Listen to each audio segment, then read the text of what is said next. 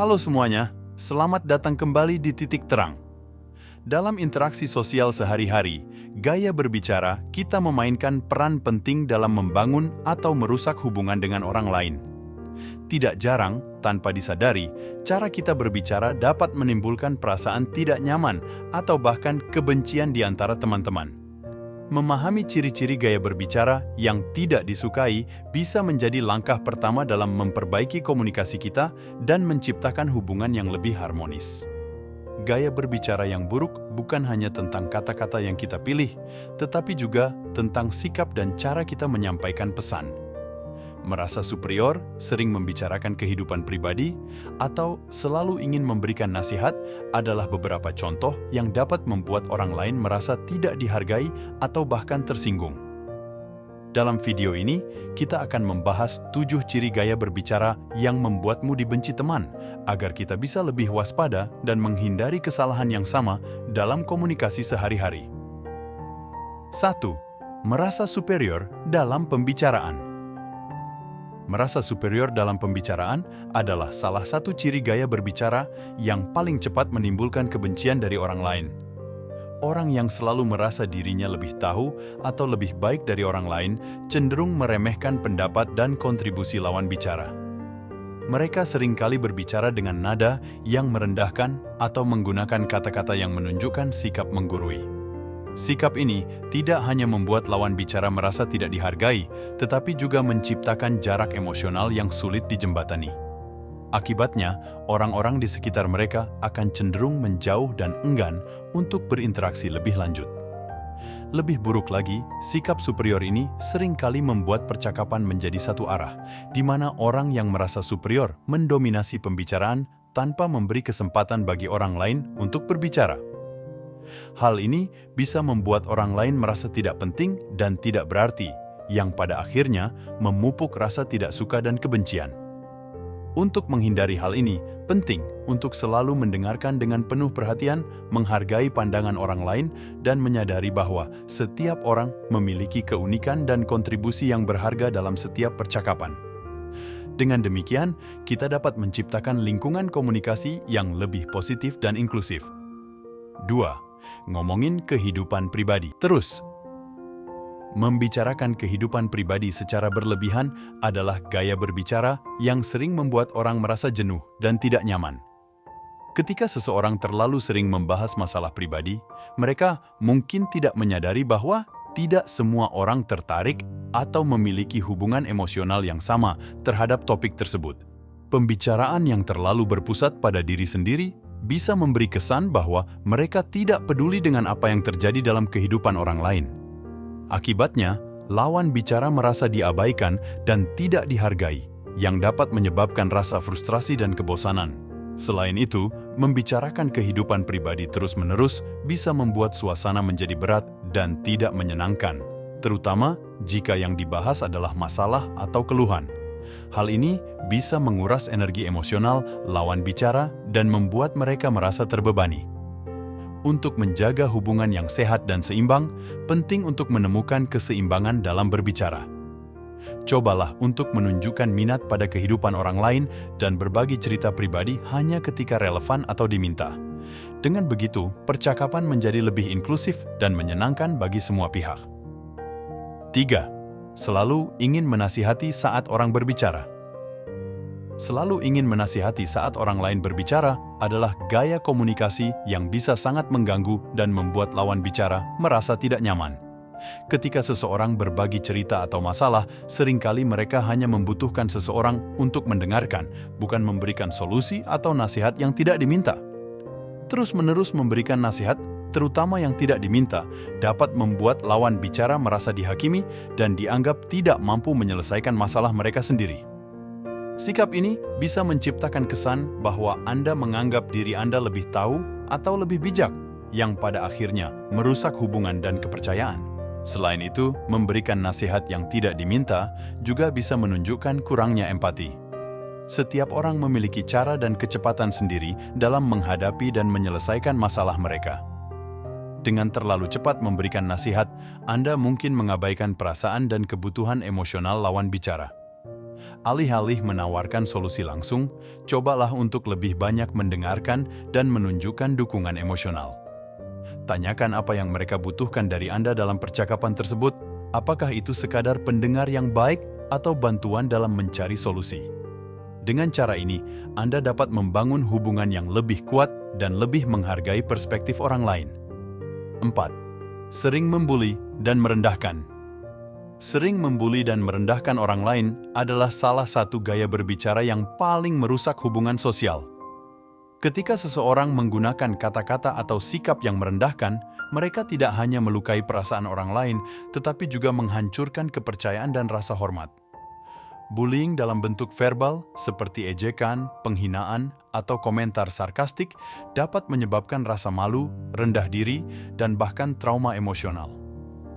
Orang yang sering merendahkan orang lain mungkin tidak menyadari dampak jangka panjang dari kata-kata mereka, tetapi tindakan ini dapat meninggalkan luka yang mendalam dan membuat orang lain merasa tidak aman di sekitar mereka. Lebih jauh lagi, sikap merendahkan ini menciptakan lingkungan yang tidak mendukung dan tidak inklusif, di mana orang merasa harus selalu waspada terhadap kritikan atau ejekan. Hal ini akan membuat orang cenderung menjauh dan menghindari interaksi dengan orang yang suka membuli. Untuk membangun hubungan yang positif dan saling menghargai, penting untuk selalu berkomunikasi dengan rasa hormat dan empati. Hindari komentar yang dapat melukai perasaan orang lain dan fokuslah pada cara-cara positif untuk berinteraksi. Dengan menunjukkan sikap yang menghargai dan mendukung, Anda dapat menciptakan suasana yang lebih hangat dan menerima, di mana semua orang merasa dihargai dan aman.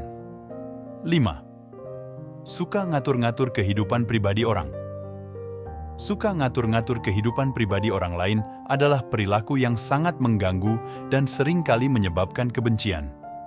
Ketika seseorang terlalu sering mencampuri urusan pribadi orang lain dan mencoba mengatur bagaimana mereka harus hidup, hal ini mencerminkan kurangnya rasa hormat terhadap batasan dan otonomi individu. Orang yang selalu ingin mengatur kehidupan orang lain mungkin melakukannya dengan niat baik, tetapi tindakan ini dapat membuat orang lain merasa terkekang, tertekan, dan tidak dihargai. Mereka mungkin merasa bahwa kehidupan mereka tidak diakui sebagai milik mereka sendiri, yang dapat menimbulkan frustrasi dan kebencian. Selain itu, kecenderungan untuk mengatur-atur kehidupan orang lain seringkali disertai dengan kritik yang tidak konstruktif atau saran yang tidak diminta, yang dapat memperparah perasaan tidak nyaman dan ketidakpuasan. Orang yang diatur mungkin merasa bahwa kepercayaan dan kemampuan mereka untuk mengambil keputusan sendiri dipertanyakan, yang bisa merusak harga diri mereka. Untuk menjaga hubungan yang sehat dan harmonis, penting untuk menghargai batasan pribadi dan memberikan dukungan hanya ketika diminta. Menghormati otonomi dan pilihan hidup orang lain adalah kunci untuk membangun hubungan yang saling menghargai dan memperkuat ikatan sosial. 6. Suka memotong pembicaraan. Suka memotong pembicaraan orang lain adalah kebiasaan yang sangat tidak sopan dan seringkali membuat orang merasa tidak dihargai. Ketika seseorang terus-menerus memotong pembicaraan, mereka menunjukkan bahwa mereka tidak benar-benar mendengarkan atau menghargai apa yang orang lain katakan.